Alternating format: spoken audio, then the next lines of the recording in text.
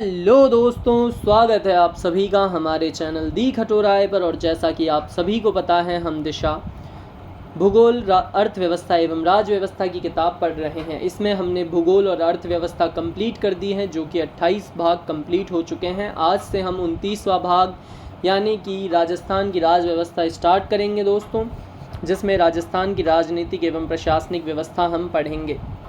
तो इसका जो फर्स्ट चैप्टर है वो राज्यपाल है और इस बुक के अंदर ये 29वें भाग पर है। इसे स्टार्ट करने से पहले मैं आप सभी को एक बहुत ही बड़ी खुशखबरी और जानकारी दे देना चाहता हूं दोस्तों। तो वो जानकारी है दोस्तों, ये सीईटी की 4300 प्लस प्रश्नों की एक पीडीएफ। इसके अंदर से आपको आपकी सीईटी के अंदर जो भी प्रश्न आएंगे राजस्थान जीके के, वो हूबहू छपे हुए मिल जाएंगे दोस्तों। क्योंकि इसके अंदर हमने जो टॉपिक्स लिए हैं, जो प्रश्न इसके अंदर इंक्लूड किए गए हैं, वो सारे प्रीवियस ईयर क्वेश्चंस हैं। टॉपिक वाइज वेटेज, जिस टॉपिक का जितना वेटेज है उस टॉपिक से उतने प्रश्न लिए गए हैं। जो महत्वपूर्ण प्रश्न थे प्रीवियस ईयर्स में पूछे गए, उन सभी को इसके अंदर इंक्लूड किया गया है। इसमें राजस्थान भूगोल के भौतिक प्रदेश, जलवायु, नदियाँ, झीलें, खनिज, वन्यजीव, पशुधन, नई वन रिपोर्ट, सभी के प्रश्नों को इंक्लूड किया गया है, जो भी अब तक पूछे गए हैं 4-5 सालों के अंदर, जिसके आपको लगभग 1000 प्रश्न देखने को मिल जाएंगे। कला एवं संस्कृति के 1100 प्लस प्रश्न देखने को मिल जाएंगे। राजस्थान इतिहास के 850 प्लस प्रश्न देखने को मिल जाएंगे। पॉलिटी के क्वेश्चंस होंगे उसमें और अर्थव्यवस्था के भी क्वेश्चंस होंगे। यानी कि राजस्थान जी के जो भी नया बच्चा है, जैसे कि उसने ग्रेजुएशन अभी कंप्लीट करी है या फिर 12th भी अभी दी है, 12th कंप्लीट हो गई है और वो ग्रेजुएशन और अंडर ग्रेजुएशन वाली सीईटी देना चाहता है, जिसने अभी तक राजस्थान जीके में कुछ भी नहीं पढ़ा है, उसके लिए ये बहुत ही ज़्यादा बेनिफिशियल रहने वाली है। क्योंकि अगर आप इस पीडीएफ को पढ़कर जाएंगे, इसके अलावा कुछ भी नहीं पढ़ा है आपने राजस्थान जीके में, तो भी आपके जो राजस्थान जीके के प्रश्न आएंगे वो 70 से 80% प्रश्न बिल्कुल सही हो जाएंगे। क्योंकि आपको पता होगा जो भी क्वेश्चंस आते हैं वो प्रीवियस ईयर क्वेश्चंस से ही बनकर वहीं से उठा घुमा फिरा कर दिए जाते हैं। तो वो क्वेश्चंस आपको मिल जाएंगे। और जो भी बच्चे जिन्होंने पहले से तैयारी कर रखी है उनके लिए भी ये बेनिफिशियल है, क्योंकि इससे आपको एक बहुत ही ज़्यादा बेनिफिट मिलेगा कि आपका रिविज़न हो जाएगा कम टाइम के अंदर। ये प्रश्न इस वजह से रिपीट होंगे दोस्तों, क्योंकि जो RS, MSSB, RPSC जो भी एक प्रश्न बनाते हैं राजस्थान के अंदर, वो प्रीवियस ईयर क्वेश्चंस को ही घुमा फिराकर उनके ऑप्शन से क्वेश्चन बनाकर दे देते हैं। तो हम वही प्रीवियस ईयर क्वेश्चंस ही पढ़ेंगे, जिससे कि आप सभी को बहुत ज़्यादा हेल्प रहने वाली है इसके अंदर। जो भी अभी RS, MSSB लैब असिस्टेंट का पेपर हुआ, अभी LDC का पेपर होने वाला है, उसके लिए भी ये महत्वपूर्ण रहेगी। लेकिन ये ज़्यादा सीईटी के ऊपर ही फोकस्ड हैं। सीईटी के जो भी राजस्थान जीके के प्रश्न आएंगे वो इसके बाहर से नहीं आएंगे। जो भी इक्के दुक्के प्रश्न आते हैं दोस्तों, वो सभी के लिए हार्ड होते हैं। तो अगर वो आपको इस पीडीएफ से नहीं मिलते हैं तो वो किसी भी बच्चे को नहीं आएंगे, क्योंकि सभी प्रीवियस ईयर क्वेश्चंस ही पढ़कर जाते हैं। आप किसी भी टीचर से पढ़ रहे होंगे, वो भी आपको प्रीवियस ईयर क्वेश्चंस ही पढ़ाता है। मैं आपको एक बार पीडीएफ भी दिखा दूंगा। ये दोस्तों आपके स्मार्ट रिवीजन के लिए बहुत ही ज़्यादा हेल्पफुल रहेगी। इससे आपका 100% समय जो होगा वो बच जाएगा। इसकी जो प्रभावी शुल्क है इसका वो 101 रुपीज़ रहने वाला है। लेकिन कोई बच्चा है जिसने पॉलिटी, इकोनॉमी कहीं से पढ़ ली है, उसे सिर्फ भूगोल की पीडीएफ चाहिए, तो दोस्तों वो भी आपके लिए अवेलेबल हो जाएगी। हमने 5 सब्जेक्ट्स की पीडीएफ बनाई है, जैसे कि ज्योग्राफी यानी कि भूगोल, अर्थव्यवस्था, राज्य व्यवस्था और कला एवं संस्कृति और इतिहास की। तो ये पांचों पीडीएफ अगर आपको केवल एक पीडीएफ खरीदनी है या 2 या 3 ऐसे खरीदनी है, तो आपको 29 रुपीज़ की एक पीडीएफ मिलेगी। और ये पांचों पीडीएफ आपको 101 रुपीज़ के अंदर अवेलेबल हो जाएगी। इसे परचेज़ करने के लिए आपको डिस्क्रिप्शन के अंदर व्हाट्सअप चैट का लिंक है, उस पर हमें मैसेज करना है। अगर आपको पूरी पीडीएफ चाहिए तो आपको लिखना है CET PDF, CET complete PDF. और अगर आपको किसी एक सब्जेक्ट की चाहिए तो आपको लिखना है ज्योग्राफी सीईटी पीडीएफ और हमें मैसेज करके भेजना है। उसके बाद आपको एक QR कोड मिलेगा, उस पर आपको 101 रुपीज़ पे करके स्क्रीनशॉट भेजना है, फिर आपको पीडीएफ्स मिल जाएगी। साथ ही दोस्तों, जिन बच्चों को पीडीएफ से पढ़ने में थोड़ा जोर आता है, यानी कि जिनकी आंखें थोड़ी कमज़ोर हैं या चाहते हैं कि नहीं हम जैसे हम दिशा की किताब पढ़ते हैं वैसे ही हमें वो क्वेश्चंस भी पढ़ाए जाएँ, तो दोस्तों हम इसी चैनल पर उन क्वेश्चंस को पढ़ेंगे जो कि हमने पीडीएफ तैयार की हैं। वो आपको चैनल की मेंबरशिप के अंदर मिल जाएगी। आपको राजस्थान जीके सीईटी का एक कोर्स मिलेगा इसके अंदर, जो कि 59 रुपीज़ का रहने वाला है। उसके अंदर दोस्तों आपके जो सीईटी ग्रेजुएशन और सीईटी अंडर ग्रेजुएशन वाले एग्ज़ाम होंगे तब तक हम न केवल इन PDFs को पढ़ेंगे, उसके अलावा आपको जो टेस्ट पेपर होते हैं वो भी कराए जाएंगे, जिससे कि आपको पता चले कि हाँ इस PDF से प्रश्न मिल रहे हैं। तो जो भी बच्चे उस तरीके से पढ़ना चाहते हैं, मैं आपको याद करवाते हुए चलूँगा सभी प्रश्नों को, और सभी प्रश्नों को हम डिटेल से पढ़ेंगे। तो जो भी बच्चे उन प्रश्नों को पढ़ना चाहते हैं, वीडियो के अनुसार वीडियो देखकर पढ़ना चाहते हैं, वो हमारे चैनल की मेंबरशिप परचेज़ कर सकते हैं। वो केवल और केवल आपको 59 रुपीज़ के अंदर मिल जाएगी। तो दोस्तों जैसे भी आप पढ़ना चाहते हैं बस पढ़िए और ऐसे ही आगे बढ़ते रहिए। अब हम चलते हैं पढ़ाई की ओर। 29वां भाग राज्यपाल पढ़ना स्टार्ट करते हैं। भारतीय संविधान का कौन सा अनुच्छेद उपबंध करता है कि प्रत्येक राज्य के लिए राज्यपाल होगा? उत्तर होगा तीसरा, यानी कि अनुच्छेद 153। कौन सा करता है? अनुच्छेद 153 ये डिसाइड करता है, ये उपबंध करता है कि प्रत्येक राज्य के लिए राज्यपाल होगा। ऐसा नहीं कि किसी स्टेट के अंदर राज्यपाल ही ना हो, गवर्नर होगा ही होगा। अनुच्छेद 153, प्रत्येक राज्य में एक राज्यपाल होगा। 2 या 2 से अधिक राज्यों के लिए एक राज्यपाल हो सकता है। वह व्यवस्था 7वें संविधान संशोधन 1956 की धारा 6 द्वारा की गई। दोस्तों जो 7वां संविधान संशोधन है ये बहुत ही ज़्यादा महत्वपूर्ण है। इससे डायरेक्ट प्रश्न पूछ लिया जाता है कि ये कब हुआ था, तो आपको याद रखना है 1956 में। किस संवैधानिक संशोधन द्वारा संविधान में यह जोड़ा गया कि एक व्यक्ति को 2 या 2 से अधिक राज्यों का राज्यपाल नियुक्त किया जा सकता है? उत्तर होगा दूसरा, 7वां संशोधन 1956। भारतीय संविधान का निम्न में से कौन सा अनुच्छेद राज्यपाल की कार्यपालिका शक्तियों से संबंधित है? उत्तर होगा दूसरा, 154। कौन सा है? 154, अनुच्छेद 154। राज्यपाल वस्तुतः राज्य की कार्यपालिका का संवैधानिक प्रधान होता है। अनुच्छेद 154 प्रथम में के अनुसार राज्य की कार्यपालिका शक्ति राज्यपाल के निहित होगी और वह इनका प्रयोग संविधान के अनुसार स्वयं या अपने अधीनस्थों द्वारा करेगा। राजस्थान में राज्य प्रशासन के विधितः प्रमुख हैं। इसका उत्तर होगा चौथा, यानी कि राज्य के राज्यपाल। कौन होंगे? राज्य के राज्यपाल होंगे। निम्नांकित में से कौन सा सही सुमेलित नहीं है? उत्तर होगा चौथा। तो जो सही सुमेलित नहीं है उसे पढ़ने की ज़रूरत नहीं है, हम केवल वो पढ़ेंगे जो सही है। अनुच्छेद 153 में राज्यपाल का पद है। अनुच्छेद 156 में राज्यपाल की पदावधि है कि कब तक राज्यपाल रहता है। अनुच्छेद 154 में राज्यपाल की कार्यपालिका शक्ति है। व्याख्या। अनुच्छेद 155 राज्यपाल की नियुक्ति। राज्य के राज्यपाल को राष्ट्रपति अपने हस्ताक्षर और मुद्रा सहित अधिपत्र द्वारा नियुक्त करेगा। राज्यपाल अपना त्यागपत्र संबोधित करता है। उत्तर होगा पहला, राष्ट्रपति को। व्याख्या। अनुच्छेद 156 राज्यपाल की पदावधि। 156 प्रथम, राज्यपाल राष्ट्रपति के प्रसाद पर्यंत अपना पद धारण करेगा। 156(2) राज्यपाल राष्ट्रपति को संबंधित अपने हस्ताक्षर सहित लेख द्वारा अपना पद त्याग सकता है। 156(3) राज्यपाल पद ग्रहण की तारीख से 5 वर्ष की अवधि तक पद धारण करेगा। निम्न में से कौन सा युग्म सही सुमेलित नहीं है? उत्तर होगा दूसरा। तो जो सही नहीं है हम उसे नहीं पढ़ेंगे, जो सही है हम केवल वो पढ़ेंगे। पहला, अनुच्छेद 155 यानी कि राज्यपाल की नियुक्ति। अनुच्छेद 158 राज्यपाल के पद के लिए शर्तें। अनुच्छेद 159 राज्यपाल द्वारा शपथ या प्रतिज्ञान। आगे बढ़ते हैं नेक्स्ट पेज पर।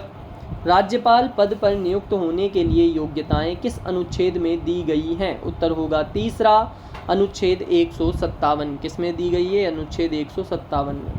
अनुच्छेद 157 राज्यपाल नियुक्त होने के लिए अर्हताएं। वह भारत का नागरिक हो तथा 35 वर्ष की आयु पूरी कर चुका हो। कितनी? 35 वर्ष की। प्रेसिडेंट के लिए और गवर्नर के लिए 35 वर्ष की आयु चाहिए होती है। राज्यपाल के मेंबर के लिए, राज्यपाल की सदस्यता के लिए 30 वर्ष और जो लोकसभा होती है उसके लिए 25 वर्ष। ऐसे ही दोस्तों लेजिस्लेटिव असेंबली के लिए 30 वर्ष और लेजिस्लेटिव काउंसिल के लिए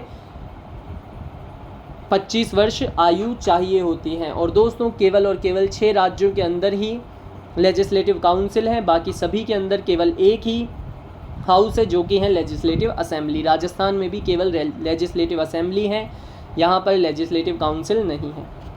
राज्यपाल पद हेतु न्यूनतम आयु सीमा निर्धारित है। उत्तर होगा पहला 35 वर्ष। सही कथन क्या है? उत्तर होगा पहला, यानी केवल पहला कथन सत्य है। पहला है अनुच्छेद 157 राज्यपाल के पद के लिए 2 योग्यता निर्धारित करता है। राज्यपाल के पद के लिए शर्तें हैं। उत्तर होगा दूसरा, यानी दूसरी और तीसरी। वह संसद के किसी सदन का या किसी राज्य के विधानमंडल के किसी सदन का सदस्य नहीं होगा। तीसरी है वह अन्य कोई लाभ का पद धारण नहीं करेगा। अनुच्छेद 158 राज्यपाल के पद के लिए शर्तें। 158 प्रथम, राज्यपाल संसद अथवा किसी राज्य के विधानमंडल के किसी सदन का सदस्य नहीं हो सकता। यदि ऐसा व्यक्ति जो संसद अथवा राज्य के विधानमंडल का सदस्य हो तो उसके राज्यपाल नियुक्त होने की तारीख से संसद अथवा राज्य के विधानमंडल से उसका पद रिक्त हो जाएगा। 158 द्वितीय, राज्यपाल कोई अन्य लाभ का पद धारण नहीं करेगा। 158 3, राज्यपाल को निःशुल्क निवास स्थान मिलेगा तथा संसद विधि द्वारा निर्धारित वेतन, भत्ते, उपलब्धियां तथा विशेषाधिकार प्राप्त होंगे।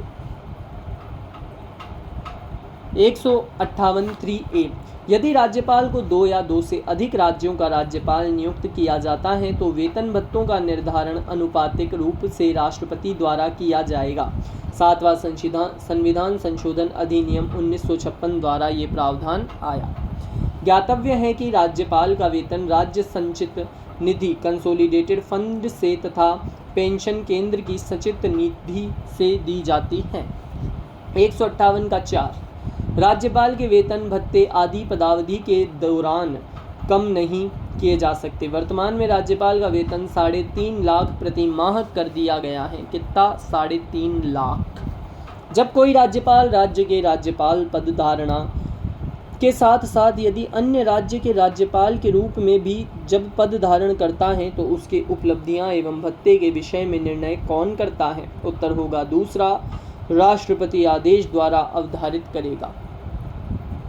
राज्यपाल के पद के संदर्भ में निम्नलिखित में से कौन सा युग्म सम्मिलित नहीं है? उत्तर होगा पहला, अनुच्छेद 158 राज्यपाल द्वारा शपथ या प्रतिज्ञान, ये सम्मिलित नहीं है। इसके अलावा तीनों सही सम्मिलित हैं, जो कि है अनुच्छेद 156 राज्यपाल की पदावधि, अनुच्छेद 157 राज्यपाल नियुक्त होने के लिए अर्हताएं, अनुच्छेद 155 राज्यपाल की नियुक्ति। राज्यपाल की उपलब्धियां और भत्ते भारित होते हैं। उत्तर होगा चौथा, राज्य की संचित निधि पर।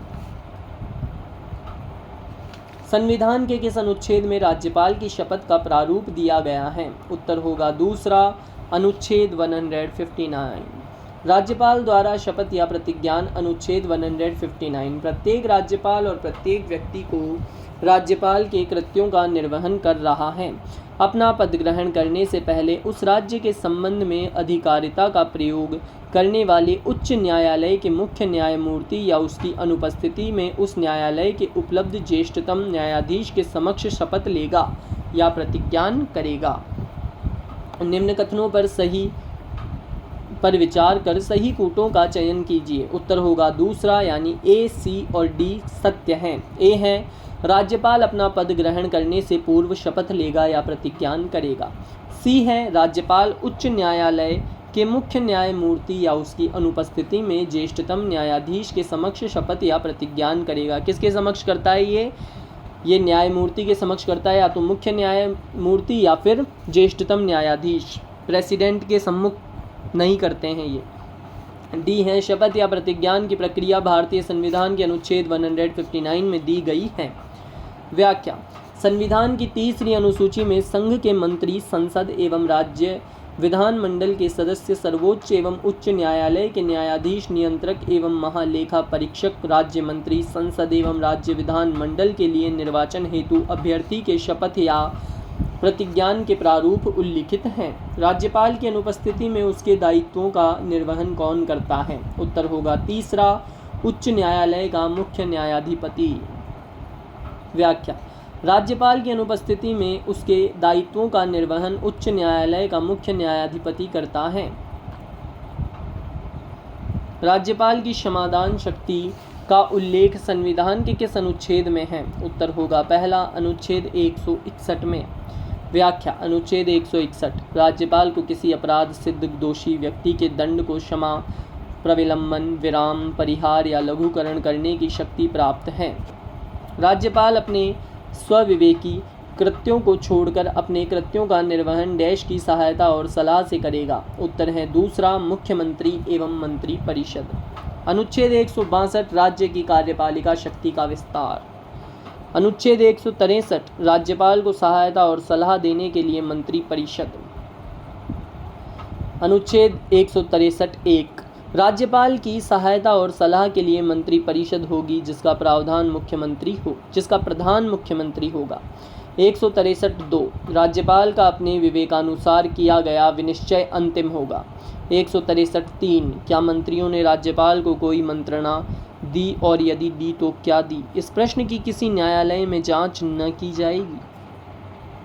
भारतीय संविधान के किस अनुच्छेद के अंतर्गत राज्यपाल राजस्थान के महाधिवक्ता की नियुक्ति करता है? उत्तर है पहला, अनुच्छेद 165। व्याख्या अनुच्छेद 165 राज्य का महाधिवक्ता एडवोकेट जनरल और इस सेंट्रल में होता है अटॉर्नी जनरल।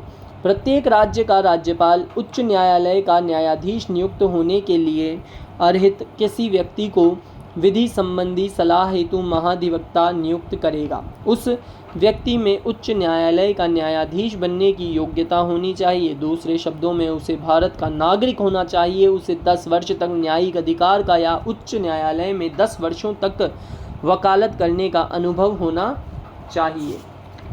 आगे बढ़ते हैं।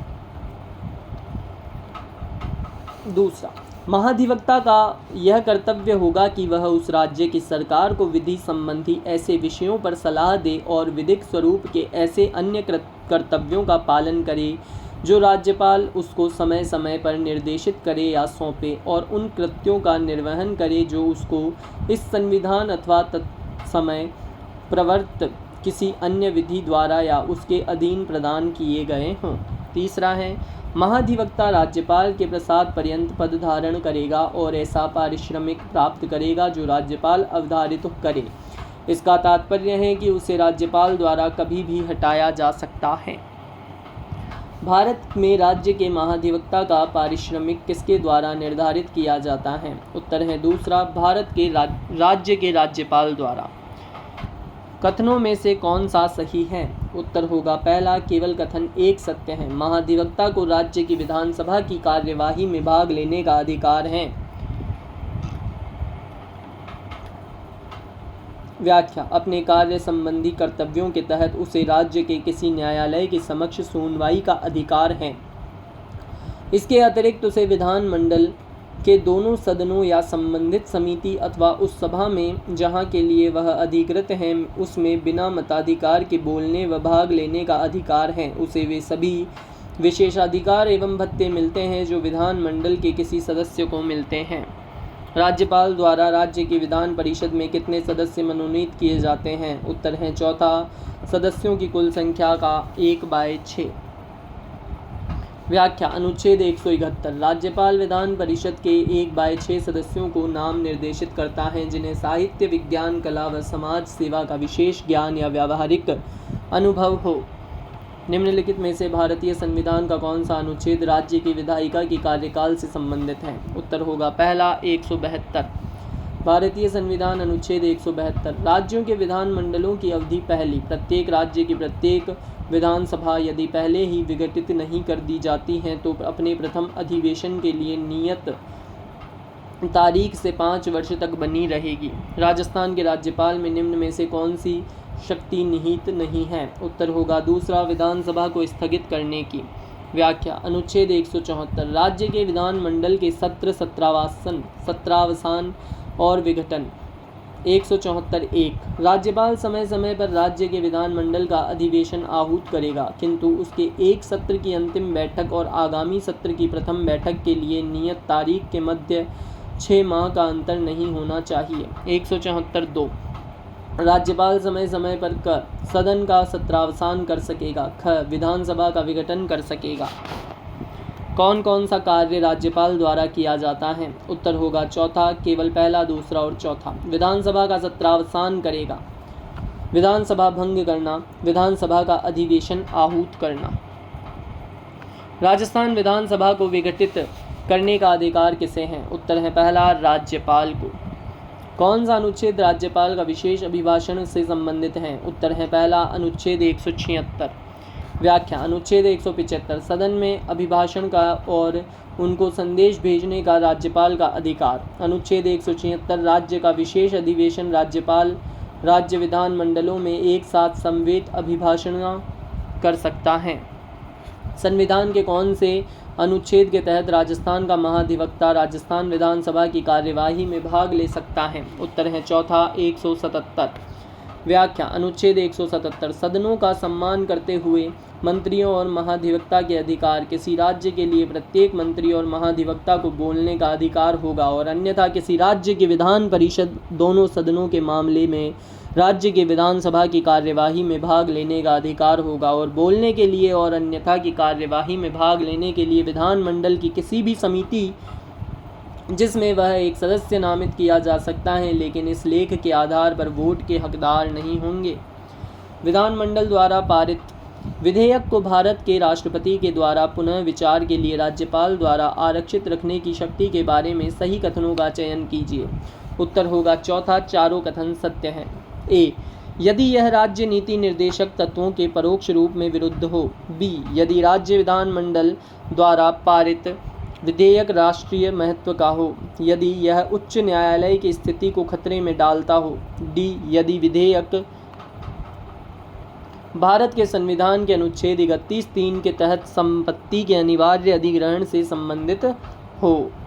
व्याख्या, विधेयक को राष्ट्रपति के विचारार्थ भेजने के संबंध में राज्य विधानमंडल द्वारा प्रस्तुत किसी विधेयक को अनुच्छेद 200 के अंतर्गत राष्ट्रपति के विचारार्थ आरक्षित रखने की शक्ति राज्यपाल के स्वविवेक के अधीन है। विधेयक निम्न स्थितियों में राष्ट्रपति के विचारार्थ सुरक्षित रखा जा सकता है। पहला, विधेयक असंवैधानिक प्रतीत हो। दूसरा, देश में व्यापक हित से संबंधित हो। तीसरा, परोक्ष रूप से नीति निर्देशक तत्वों के विरुद्ध हो। चौथा, राष्ट्रीय महत्व का हो। पांचवा, उच्च न्यायालय की स्थिति को खतरे में डालता हो। छठा, विधेयक अनुच्छेद 31(3) के तहत संपत्ति के अनिवार्य अधिग्रहण से संबंधित हो। विधेयक विचारार्थ रोकना निश्चित रूप से राज्यपाल का विवेकाधिकार है। संविधान इस पर स्पष्ट नहीं है कि विधेयक को कब तक रोका जा सकता है तथा कब तक इसे वापस आ जाना चाहिए। यदि राजस्थान विधानसभा कोई ऐसा विधेयक पारित करती है जो उच्च न्यायालय की संवैधानिक स्थिति को खतरा पहुंचाता है, तो राजस्थान का राज्यपाल, उत्तर है दूसरा, विधेयक पर अनुमति नहीं देगा किंतु उसे राष्ट्रपति के विचार के लिए आरक्षित रखेगा। संविधान की किस अनुच्छेद के तहत राज्यपाल विधानमंडल द्वारा पारित किसी विधेयक को राष्ट्रपति की स्वीकृति हेतु सुरक्षित रख सकता है? उत्तर है तीसरा, आर्टिकल 200, अनुच्छेद 200। इसी के साथ इस वीडियो को यहीं समाप्त करते हैं। वीडियो अच्छा लगा हो तो वीडियो को लाइक करें, चैनल को सब्सक्राइब करें और कमेंट करके अवश्य बताएं आपको वीडियो कैसा लगा। और जैसा कि मैंने आप सभी को CET PDF के बारे में बताया है दोस्तों, तो सभी बच्चों के लिए वो बहुत ही ज़्यादा हेल्पफुल रहेगी। जितने भी बच्चे वीडियो देख रहे हैं सभी को एक बार विश्वास करके वो PDF परचेज़ करनी चाहिए। उससे आपको पता चलेगा दोस्तों कितने प्रश्न हूबहू मिले हैं आपको CET एग्ज़ाम के अंदर। और 101 रुपीज़ थोड़े ज़्यादा नहीं है दोस्तों, क्योंकि इस PDF को बनाने के लिए कम से कम मुझे 2 से ढाई महीने लगे हैं। तो ये बिल्कुल वाजिब रेट है, आप सभी इसको परचेज़ कर सकते हैं। जिस भी बच्चे को परचेज़ करनी है डिस्क्रिप्शन में लिंक है, या फिर आपको पढ़ना है वीडियो से तो आप हमारे चैनल की मेंबरशिप परचेज़ कर सकते हैं। ऐसे ही पढ़ते रहें, आगे बढ़ते रहें। जय हिंद, जय भारत।